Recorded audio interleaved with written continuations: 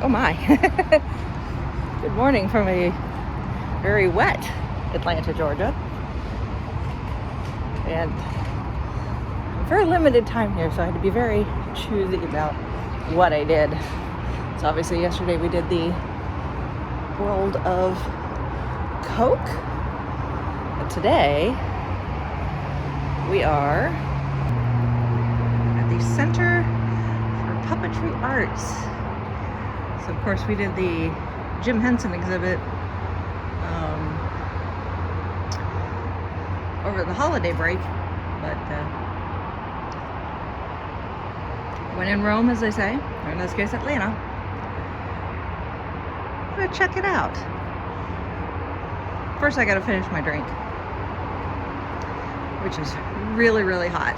Pretty sure the surface of the sun is cooler than this tea that I got this morning, but whatever. Then we'll go in.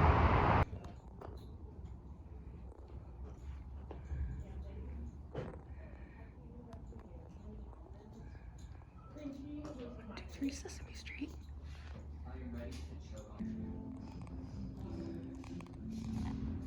Should be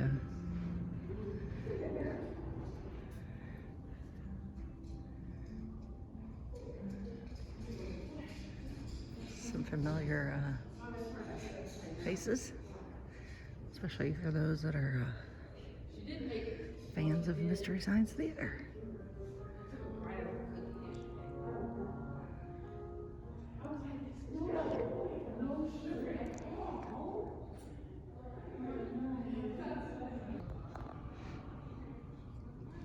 A collection of kids' drawings.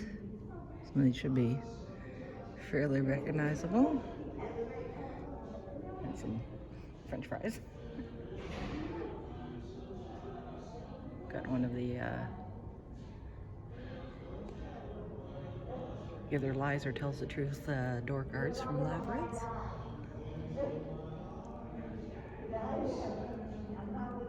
Fans of the Emmett Otter, Kermit,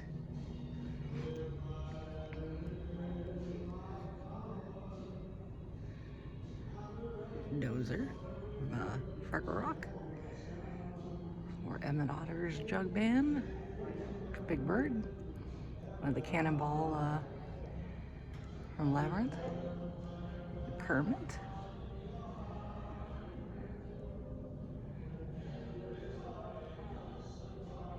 Corpse Bride,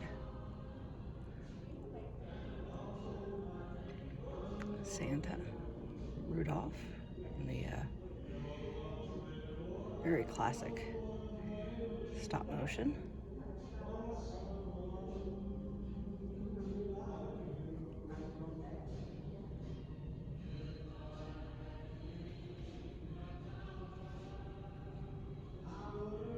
Very cool. I don't know who this Megan is, but she's very talented. Those are very good. So is the Cannonball. That's good too.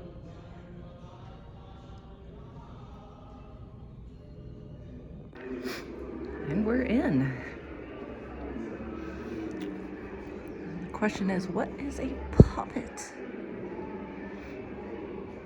This is a marionette from the late 50s. His name is Orlando. Italy.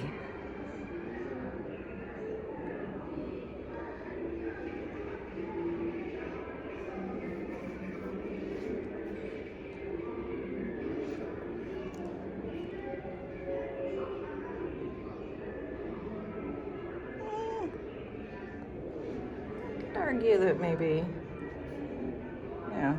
in a way they're born. Maybe not in the traditional sense like human beings, but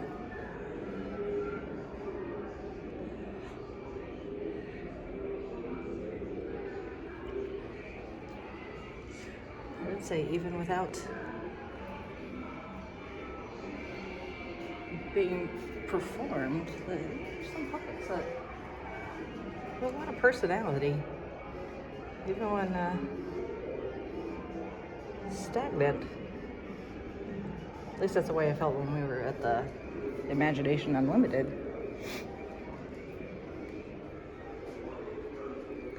There's a little elephant, looks like. Very colorful outfit. I like his little hat.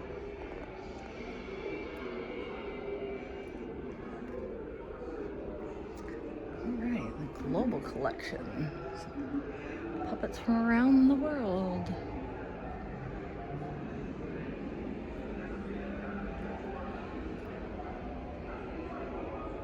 Some of these you might be familiar with.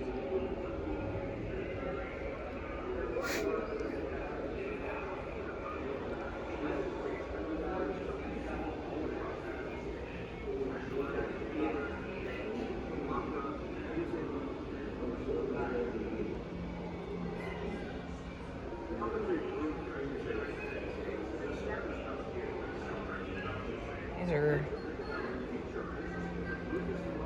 Mexican, pre-Columbian, made out of terracotta, but the sign says little holes in the shoulders might have been for adding arms.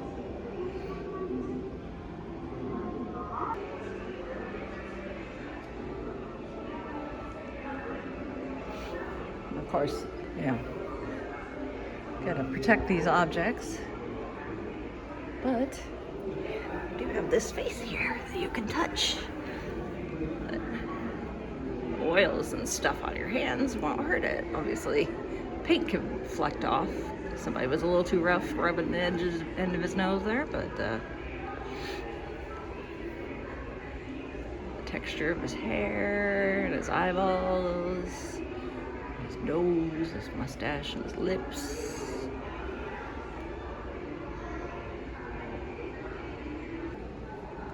This is Pelusin. He is the national puppet hero of Cuba.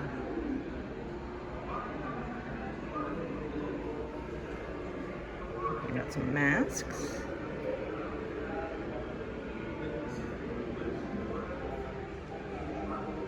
Clown.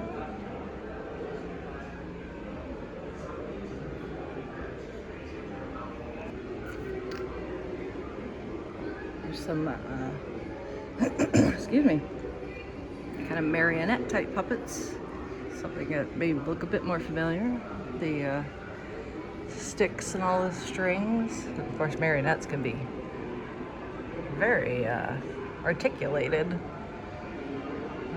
when in the hands of the right person who knows what they're doing, who remembers the Lonely Goat Herd number from The Sound of Music.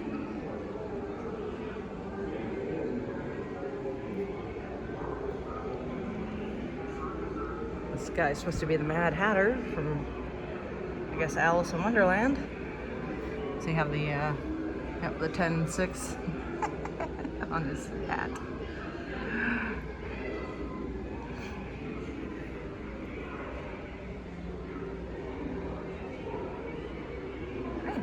Speaking of, the goat herd,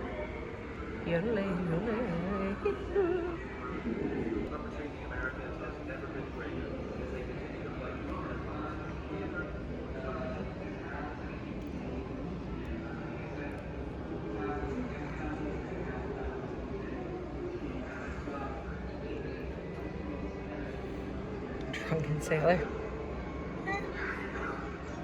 He definitely looks like he's partaken of a beverage or two. Oh, look at this woman. Look at her. Wow.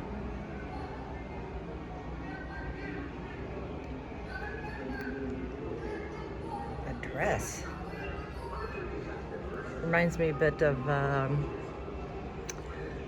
well, could be Norma Desmond, but the Citizens of Hollywood at Disney's Hollywood Studios, they have their own version, but her name is Dorma Nesmond. Kind of reminds me of Dorma Nesmond. And there's a doggy.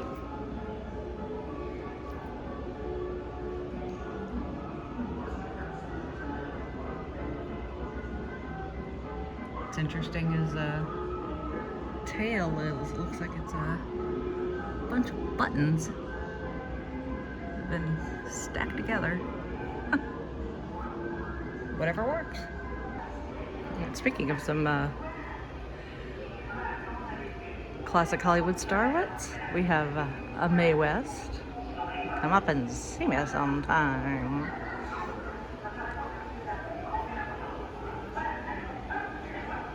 We've got Carol Channing, who just passed away in the last few years.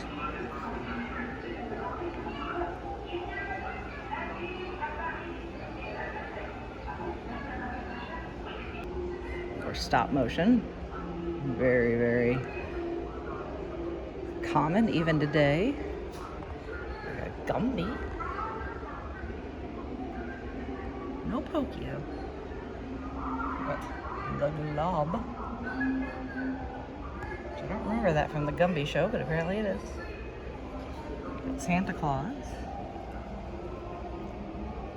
A version of Santa Claus. And then, of course, we have Victor and the Corpse Bride. Of course, Corpse Bride, Nightmare Before Christmas, Coraline, all very modern stop-motion films. Wallace and Gromit, still being made.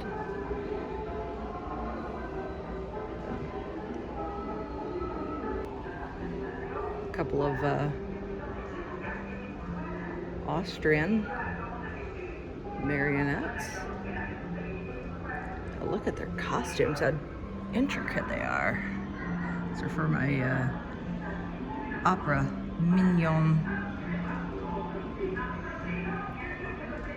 This is Ritter Edelhoff aus Schwaben.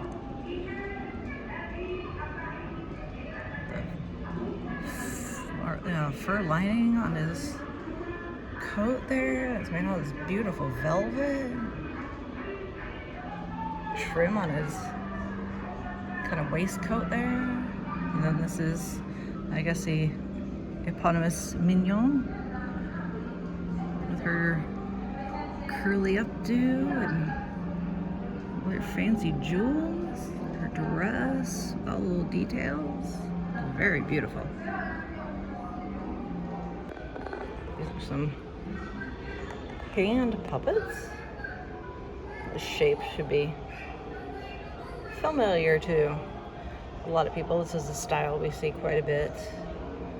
This is from the UK, so it's a doctor, but it's not the doctor.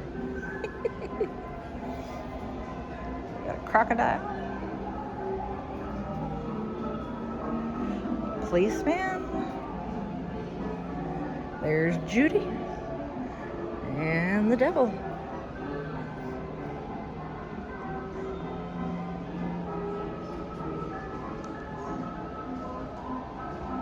Punch will be around here somewhere.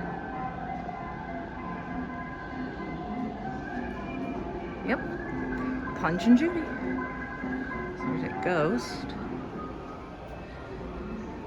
And there's a baby. And there's another Judy.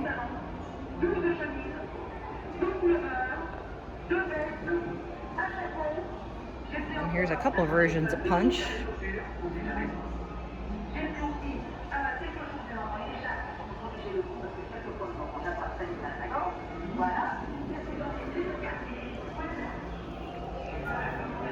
And here's some more European ones. These are French. There's 3 here.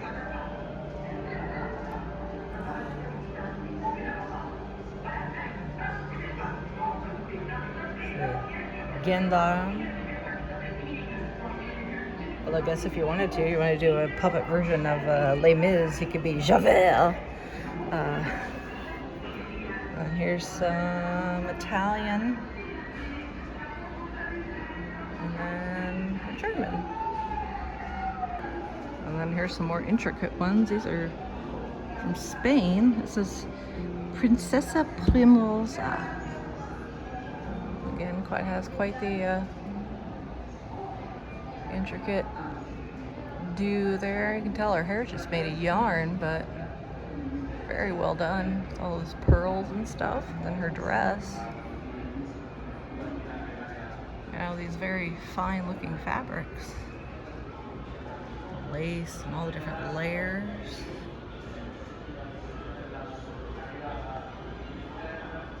Maybe even giving her fingernails. Looks like maybe they use like maybe actual press-on fingernails. And then this is Principe Gris. Again, fur. Very different fabric textures. Belt. Very well executed. So some puppets from Central and Eastern Europe, Czech Republic, Slovakia. Another beautiful design. And then once again, very detailed, especially for one so small. You'd almost think, oh, it's so tiny, you know, no one's gonna really notice, but you do. I mean, if it wasn't there, you probably wouldn't, but since it's there, I can't help but notice all the details, the trim, the different fabrics. Beautiful. These are some shadow puppets from Cyprus. That sure very delicate. If they were outside of those containers, they're made out of vellum and just ink. And of course, little rivets or the thing, you know, whatever they use to. They're not rivets, but they, you know, like the. I don't know what they are. You've seen them like with the office supply where it's got the little prongs on the back and you push it through your paper and then you spread out the prongs. It holds it together but still allows it to move. I don't know what those are called, but now, normally I associate shadow puppetry with China, but it doesn't surprise me that the art is found in other countries. I'm sure we'll. Oh yeah, we've got some Chinese shadow puppets coming up here, but they're very cool. There's a turtle from Vietnam. They do their puppet shows on water. So of course they need to make their puppets out of material that will hold up.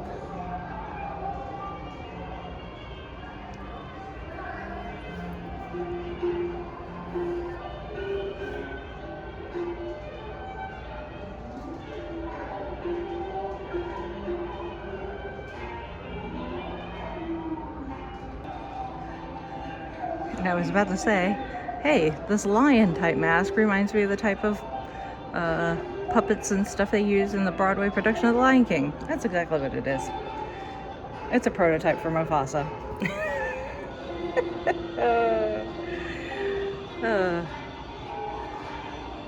I'm a genius.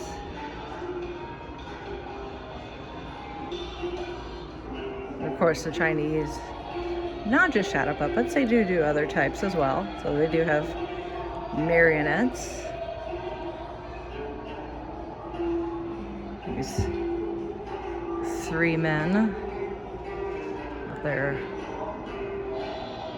very beautiful robes. And these are Japanese. Again, beautifully detailed. This is Hisamatsu. And this is Osome. That's what one of them looks like without their clothing. The bits and pieces, how it's constructed. And here we have our Asian shadow puppets. Again, not just China. We got some Thailand and some Indonesia.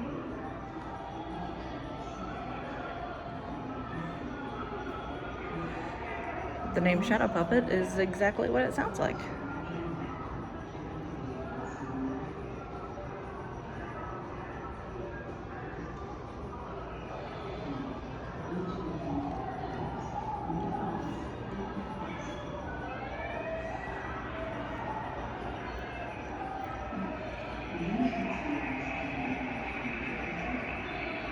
They're put behind the screen and then lit and then moved around.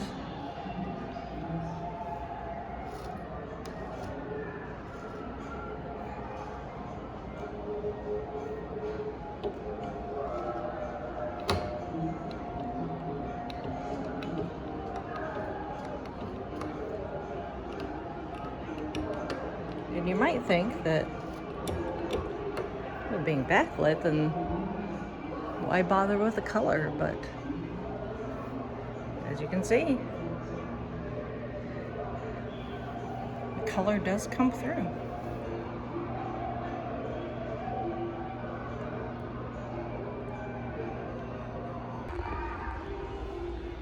Some imagery of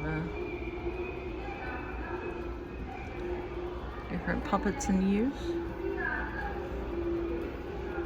And of course, there we have the Lion King.